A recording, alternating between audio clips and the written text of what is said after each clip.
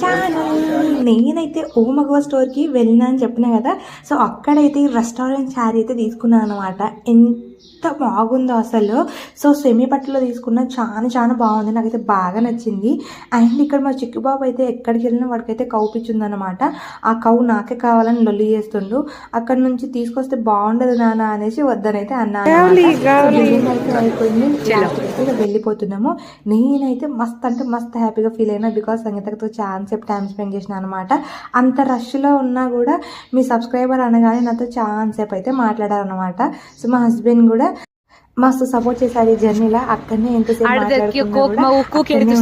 నాతో ఉన్నారనమాట. వచ్చేసాము దారిలో అసలు గ్యాస్ బండిలు అయితే ఎన్ని ఉన్నాయో మొత్తం అవే అన్నమాట. వామ్మో గిన్నె ఇక్కడనే ఉంటాయి బావా అంటే, ఇక్కడ అన్ని ఫ్యాక్టరీసే కదా అనేసి అన్నమాట.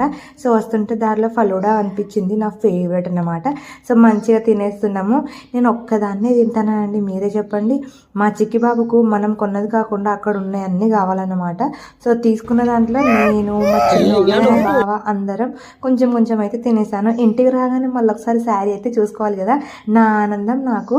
అందుకే తీసి మరీ చూసుకుంటున్నా. ఎంత బాగుందో మీరే చూడండి. అసలు బాగా ట్రెండింగ్ అవుతుంది. ఇదైతే తీసుకున్నా కానీ ఎప్పుడు వేసుకుంటానో నాకే తెలియదు.